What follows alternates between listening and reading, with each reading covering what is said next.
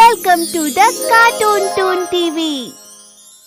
पूजा अपने पति करण, ससुर राम, सास काजल, नंद पार्वती और अपने 2 बच्चों सोनू और मोनू के साथ एक गांव में रहती थी। पूजा का परिवार बहुत गरीब था। पूजा का पति पास के गांव के खेत में काम करता था।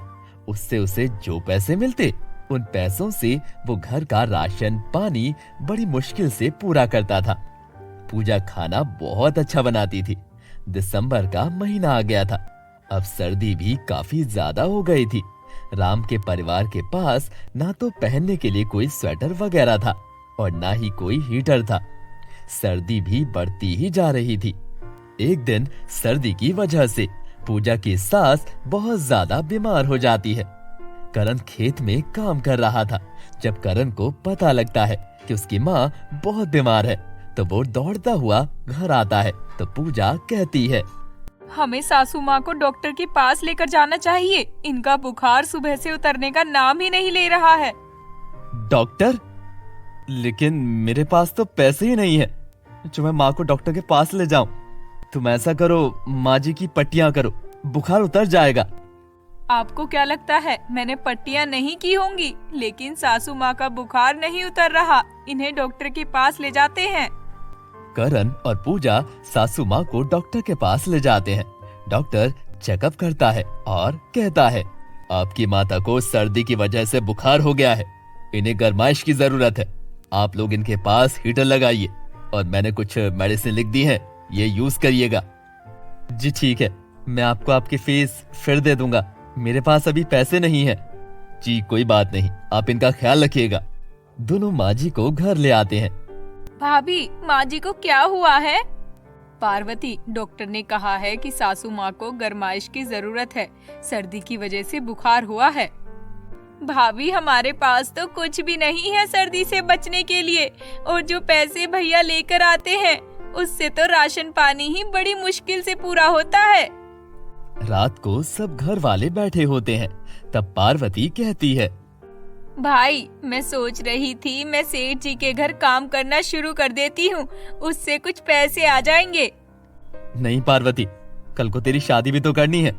अगर उन्हें पता चला कि तुम लोगों के घरों में काम करती हो, तो वो लोग क्या सोचेंगे? ऐसा करते हैं, मैं काम कर लेती हूँ उनके घर। चलो, आपका कुछ हाथ भी बढ़ जाएगा, और फिर सासू माँ की मेडिसिन भी तो लानी होती है। वैसे पूजा, तुम खाना बहुत अच्छा बनाती हो, तो तुम्हें इनके घर खाना बनाने का काम आसानी से मिल जाएगा। फिर पूजा सेठ के घर काम करने लग जाती है और उधर से उसे जो पैसे मिलते, उनसे वो सासू माँ के लिए मेडिसिन ले आती। एक दिन सोनू और मोनू कहते हैं, मम्मा, हमें आलू वाला पराठा बनाकर दो ना।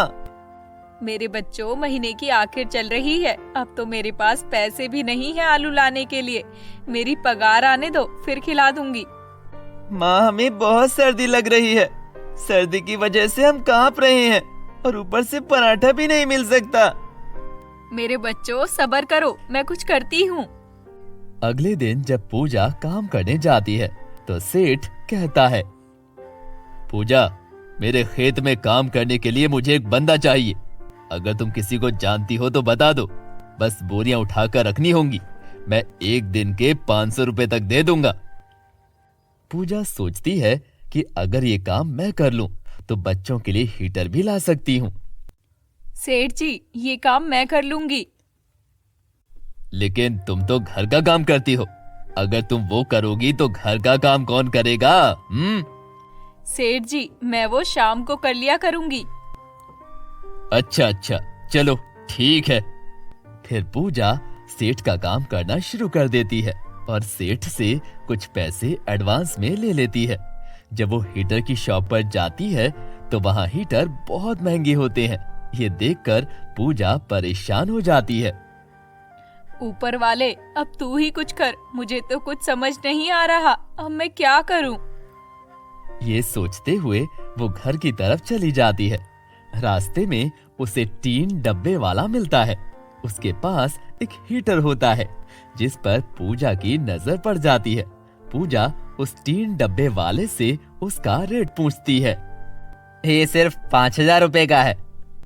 मेरे पास 4000 है, मुझे 4000 का दे दो। 3 डब्बे वाला पूजा को वो हीटर दे देता है। पूजा वो हीटर घर ले आती है। हीटर देखकर बच्चे और बाकी घर वाले बहुत खुश होते हैं। फिर पूजा की सास भी हीटर वाले कमरे में रहती है तो उसकी तबीयत भी संभलने लग जाती है। कुछ दिन में पूजा की सास बिल्कुल ठीक हो जाती है और सब हंसी खुशी रहने लगते हैं। Don't forget to like and subscribe the channel.